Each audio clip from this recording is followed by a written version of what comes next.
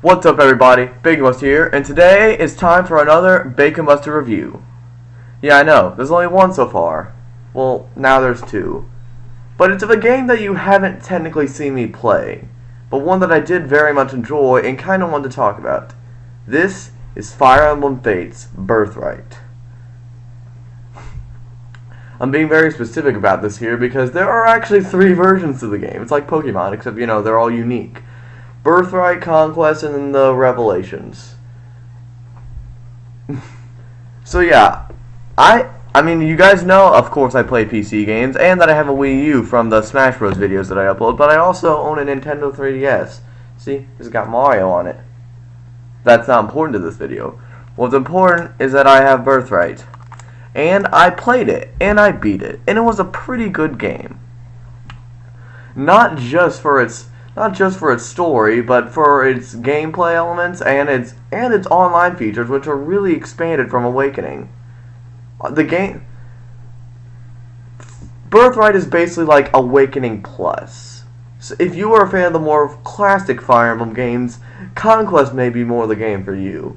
But if your first game was Awakening, like me, or you're simply looking for an easier time, or you personally side with this particular faction, then Birthright will probably be the game for you. But if you need a little extra help determining on what you want, if you want this game or not, then I'm here to help. So as you guys know, the 3 categories will be gameplay, story, and presentation. Gameplay, presentation, story. Story, gameplay, presentation. I can do them in whatever order I want. So yeah, also spoilers for the story, in case you haven't played it yet, because I will discuss the story. With that in mind, let us begin. So yeah, the first aspect is the gameplay. Otherwise, one of the things Fire Emblem is most well known for, the other being its story, but we'll get to that later. Fire Emblem's main gameplay is in its tactical battle simulations, where you move units one by one across a field to attack units, support units, position them where you want, and otherwise do a lot of things. While you might get distracted by all the flashy animations and stuff, the truth is the game's basically all math and prediction. It's like Pokemon. There's a bunch of animations, so you could basically play the game with a calculator and some paper. Of course, the animations make it more fun, but we talk about that later. There's a lot of different ways you can make it through. At least in Birthright. Birthright's gameplay in particular is pretty straightforward. Either kill a specific enemy in a level or clear the entire map. Conquest is supposed to have more complex and difficult tactics, but I haven't played Conquest yet. I'd like to, but I haven't. Birthright's gameplay can get repetitive at times, especially when you need to grind out levels on certain characters, because in Birthright you can scout out levels you've already beaten for random enemies to grind out levels for characters. Grind out their supports, or grind out good gear, which that's also part of the gameplay. Getting gear and equipment for your characters, figuring out how to class them, and how you want to support them. There's a lot of thought that goes into it, and one playthrough will probably not get you all the results. So yeah, the gameplay is by far it's like the opposite of my Undertale. Gameplay was my least favorite part of Undertale, but here the gameplay is probably one of my favorite parts, or simply because of the depth you can go into. Oh, and there's also the online, which is actually pretty good. I mean, I thought it was just thrown in there, but it's pretty entertaining how you can design your own castle and stuff, upgrade it to get new equipment, and then even invade others' castles or defend it from invasions online. It's pretty good. I think with all that in mind, I'm going to give the gameplay here an 8 out of 10. Simply because it can be really annoying at times when you have to fight a bunch of overpowered enemies. But, it's not, plus the repetitiveness it can get into, but it's not a real problem. With that in mind, let us continue. So yeah, the second part of the game is presentation, or, basically an overview of animations, graphics, music, that sort of thing. And it's pretty good. It's pretty good. I mean, there's nothing spectacular about it, but there's nothing really wrong with it either. The music is not nice, fits the moment, and is just entertaining to listen to. The battle animations are flashy and cool, as they should be, and, you know, provide some flair to what would normally just be a boring tactics simulator.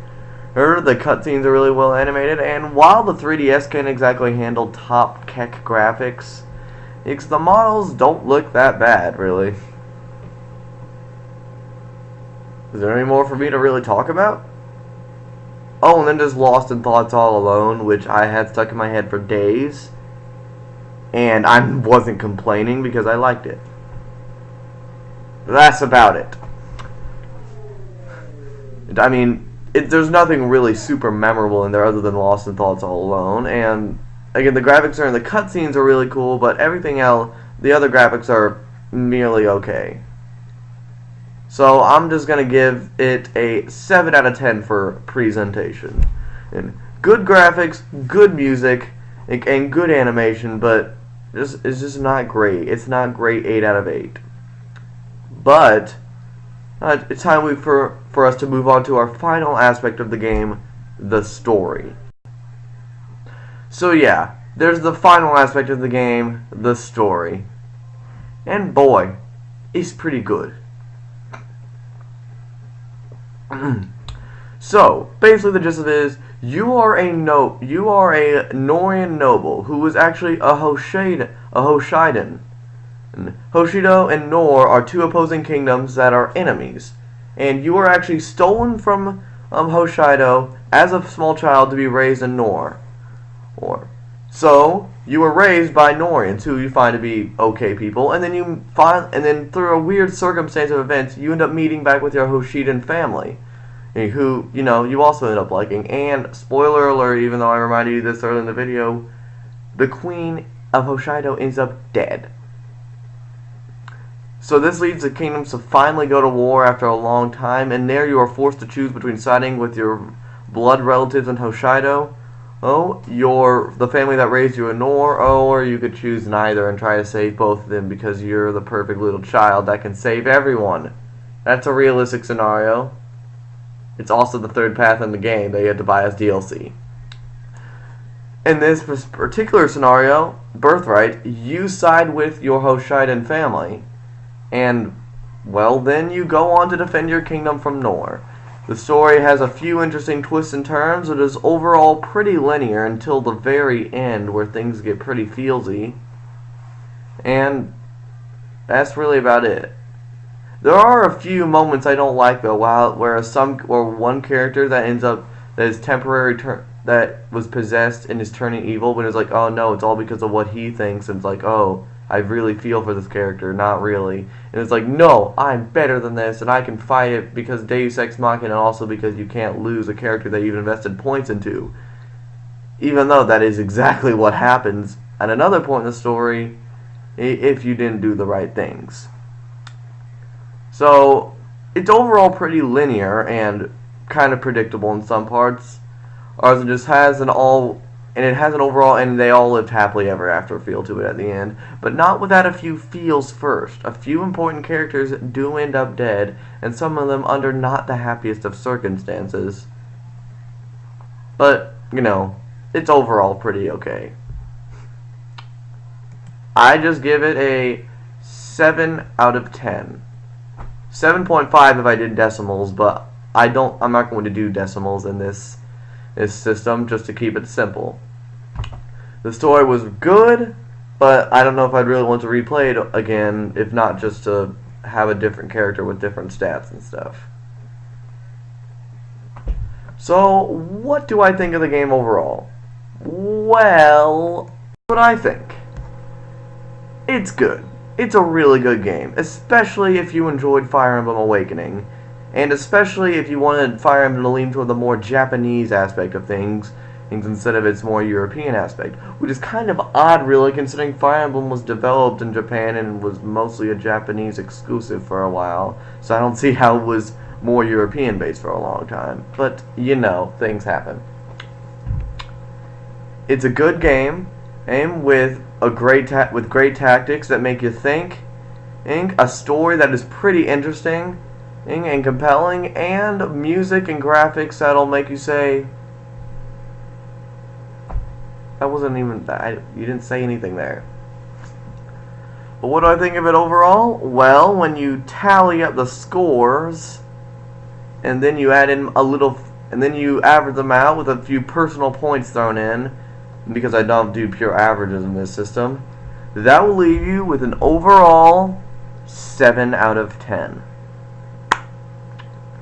One of the better games, I can't say one of the better games of 2016 because I haven't played a lot of the new 2016 games, but I'm pretty sure it would be, Fire Emblem Fates would be up there, at least the Birthright edition. Get this game if you're looking for a nice story to relax into while enjoying and building up a strong, powerful army to go through. Or, you know, again, if you enjoyed Awakening, or if you're a newbie to the series, if you're brand new to Fire Emblem, get Birthright. It's a great intro to Fire Emblem, just like Awakening was. And while Awakening was here to revive the series, Fates is here to keep it alive. Thank you all for watching. If you agree or disagree, please comment, tell me your opinions, and then like the video if you enjoyed it. Please subscribe for more content like this, and I hope to see you in the next video. BaconBuster out.